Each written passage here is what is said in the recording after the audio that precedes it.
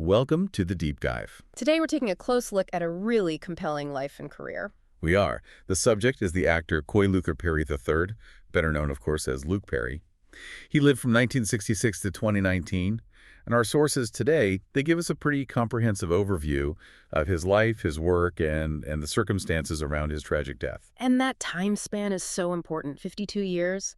It really forces you to look at how much he packed into his professional life. We're not just, reading a biography here. Yeah. We're trying to trace the deliberate path of an actor who experienced this just massive global fame and then spent the next 2 decades actively trying to rebuild his own image. Absolutely. Yeah. Our sources really let us get past the headlines and understand the persistence and the pivots of the man who was, for one generation, the absolute icon of cool Dylan McKay on Beverly Hills 90210. And then for a whole new generation, he was Fred Andrews on Riverdale. This grounding, beloved father figure. It's such a fascinating arc. It really is. So our mission for this deep dive is to map that whole journey from his working class roots in Ohio through the absolute chaos of being a teen superstar. And then into his time as this really dedicated, workmanlike character actor. And then finally, of course, we have to look at the medical crisis that ended his career just as he was hitting this whole new peak. And we should say, given the subject matter, we're obviously going to be discussing a life that ended very suddenly. So we're going to approach this with a respectful, factual, and sympathetic tone throughout. Of course. Okay, so let's start at the beginning, the foundation. Luke Perry was born Coy Luker Perry III, October 11th, 1966, in Mansfield, Ohio. Right, the second of 3 kids. He had an older brother, Thomas, and a younger sister, Amy. And his background is, as you said, very working class American Midwest. His mother, Ann, was a homemaker, and his father, Coy Luker Perry Jr., he was a steelworker. But there's a really difficult and formative event that our sources highlight from his childhood. His parents divorced in 1972. And then, just 8 years after that, in 1980, his father died from a heart attack. Yeah. And Luke was only 13 years old. 13. That's an incredibly difficult age to lose a parent. That kind of loss, it has to shape your entire worldview. It really does. It can instill this fierce sense of drive, or maybe just a real understanding of how fragile life is. He grew up mostly in a small town, Fredericktown, Ohio. And it's interesting, despite that hardship, he clearly had a bit of a performer in him, even back then. Right, there's this charming detail from the sources. In high school, he was the school mascot. Freddie Bird. Freddie Bird, exactly. It's just such a humble, small-town starting point for someone who would eventually become globally famous, It really is. And that desire, it seems, it translated into a massive goal almost immediately. Right after he graduated high school in 1984, he packed up and went to Los Angeles. He did the classic story, go to L.A. to pursue acting full-time. But this is the part of the story that often gets, glossed over. The Hollywood hustle was not glamorous for him. It was years of really grueling work and just pure persistence. We really have to spend some time on this struggle because it gives you all the context for the success that came later. He wasn't just discovered, he had to survive. And that survival meant some pretty tough, odd jobs.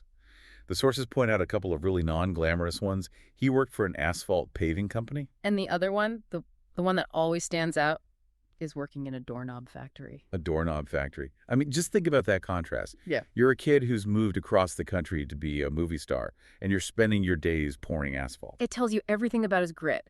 But the number that really defines this whole period for me is the audition count. It's staggering. It is. The sources say he auditioned 256 times before he got his first real yes in 1988. 256 rejections. That's 4 years of just constant crushing no. It makes you wonder how anyone gets through that. I mean, for most people, 20 or 30 rejections would be enough to send them packing back home to Ohio. Absolutely. To survive 256, you have to have a totally different psychological makeup. It's a fundamental refusal to accept failure. And you have to imagine those odd jobs, the asphalt, the doorknobs. It probably reinforced that connection to the real working world. Yeah. It set him up for that workmanlike attitude he had later in his career. That's a great point. And his persistence did eventually pay off. His first real work was on daytime television, which was sort of the traditional training ground back then. Right. He landed roles on soap operas in the late 80s. He did a stint on Loving. Between 87 and 88, and then he did about 10 episodes on Another World a little after that. These were small roles, but they were professional credits. They proved he could, learn his lines, hit his marks, do the job. And before any of that, there's that one great piece of trivia, a little pop culture footnote from 1985. The music video. The music video, he was in Twisted Sister's Be Cruel to Your School. It's just a perfect little snapshot of that mid-'80s era, isn't it? Yeah. A strange, brief appearance, but it just shows he was willing to do anything to get in front of a camera. Exactly. So you trace that path from school mascot to the doorknob factory to a Twisted Sister video to the soaps. It's an actor who is just in constant motion, always hungry. And that hunger led him directly to the role that would. It would change everything. It sure did. Which brings us right into the next phase, because the year 1990 is the absolute turning point. The debut of Fox's Beverly Hills 90210. Perry gets the role of Dylan McKay. And his life, it just goes vertical overnight. Dylan McKay wasn't just a character. He became a cultural archetype, didn't he? He really did.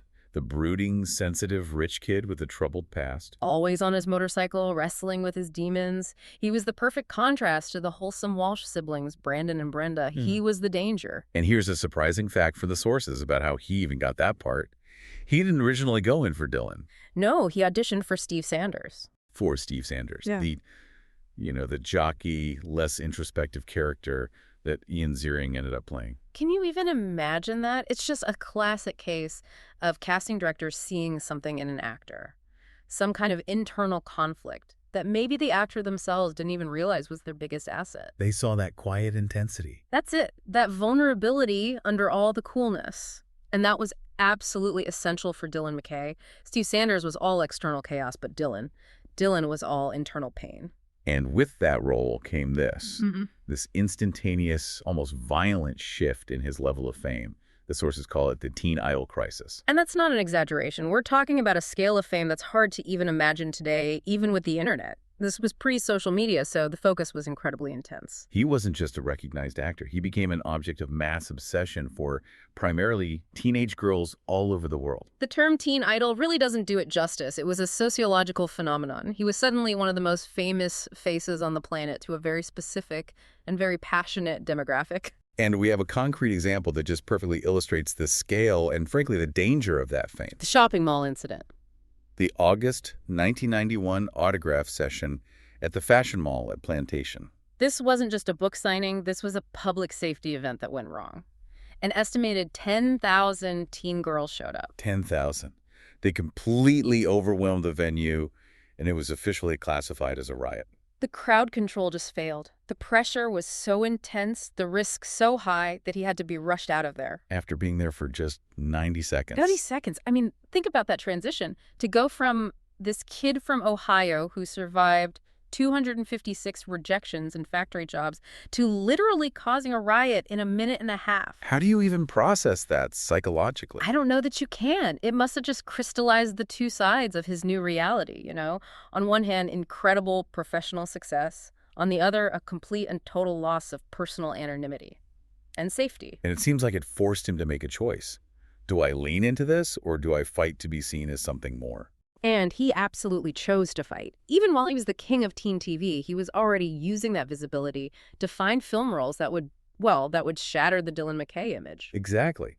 He was using his downtime from the show to diversify. Yeah. He showed up in the original 1992 film version of Buffy the Vampire Slayer. Right. But the bigger one, I think, was when he took the lead role in the 1994 film 8 Seconds. That was a huge step.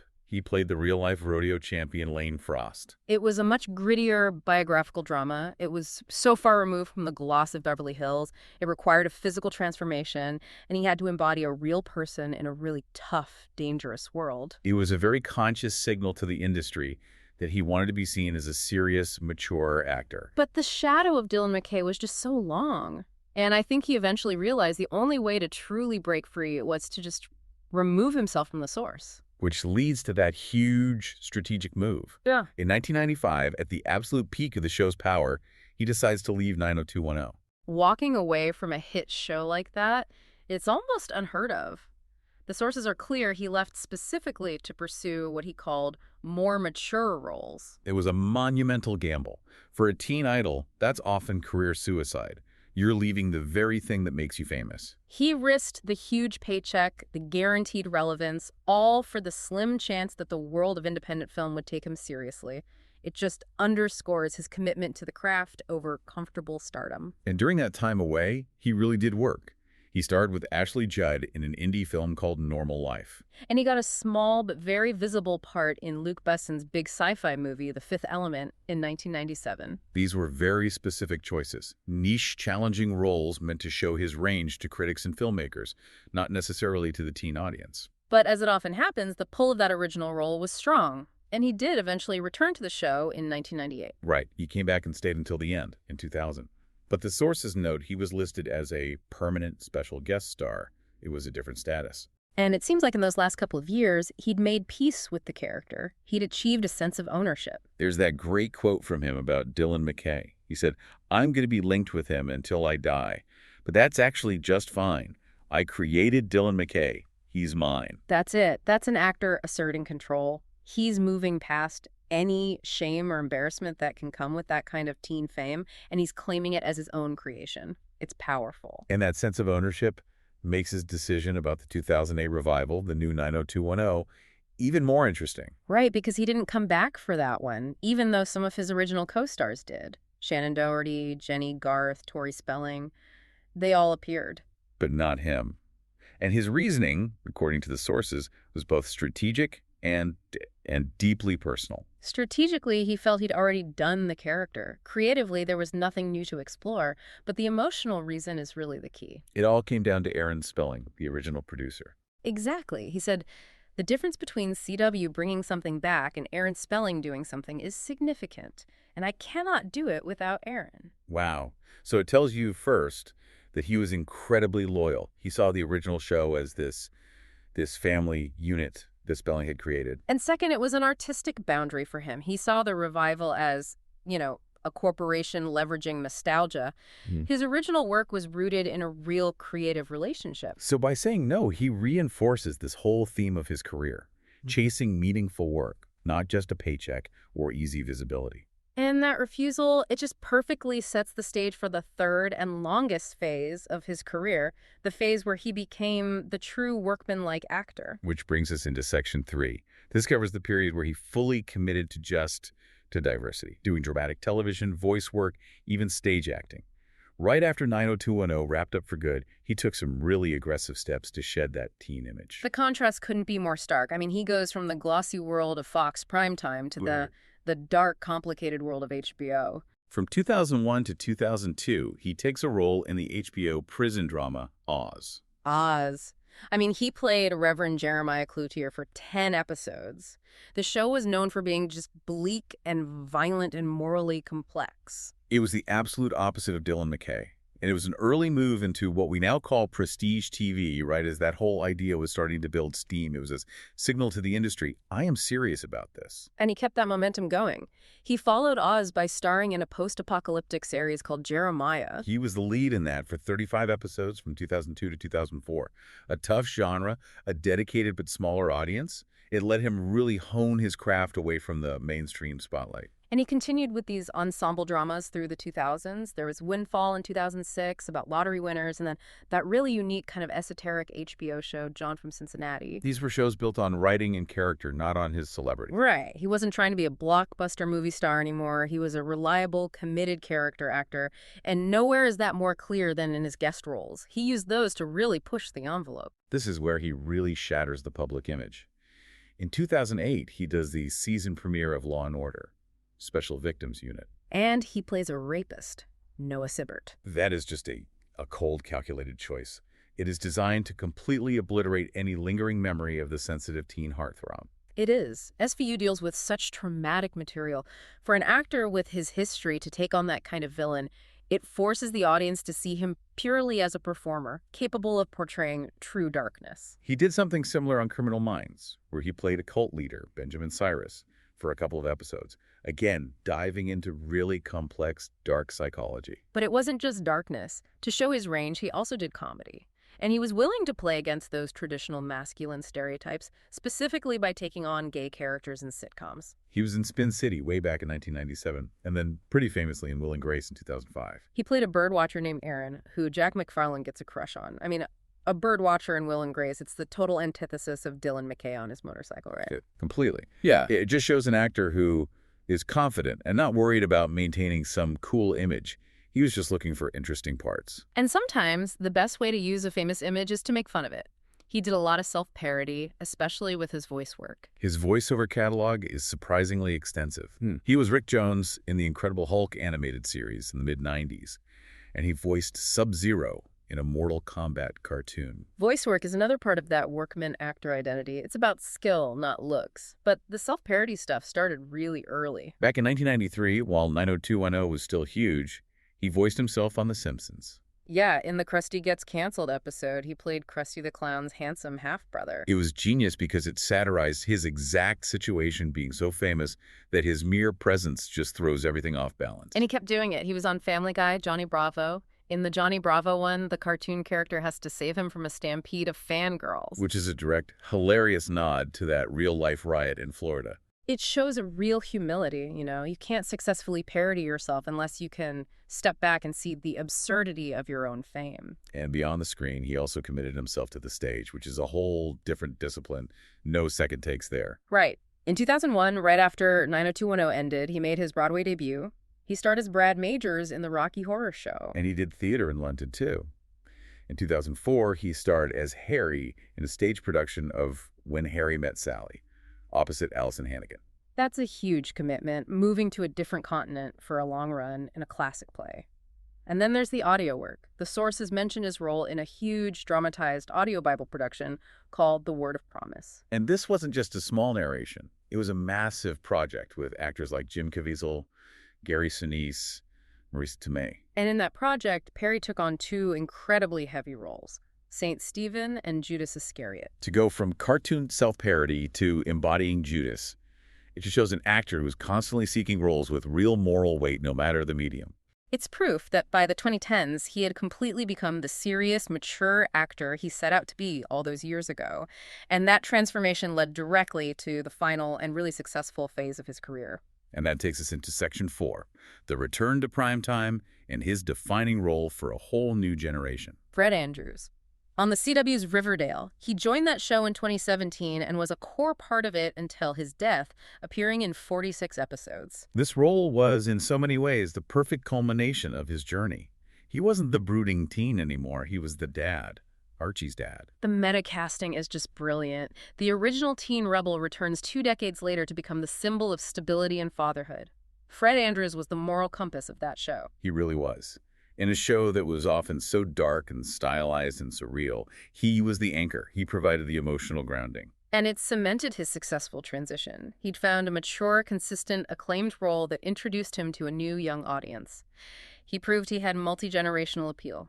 And while his TV career was hitting this new peak, he landed a small but very significant role in his final feature film. Quentin Tarantino's Once Upon a Time in Hollywood. Working with a director like Tarantino, that's a huge nod of respect from the filmmaking community. It is, and the film itself is this deep dive into Hollywood history, so it placed him right in that context with this incredible ensemble cast. And the sources note the importance of the film being released after his death and the recognition it got.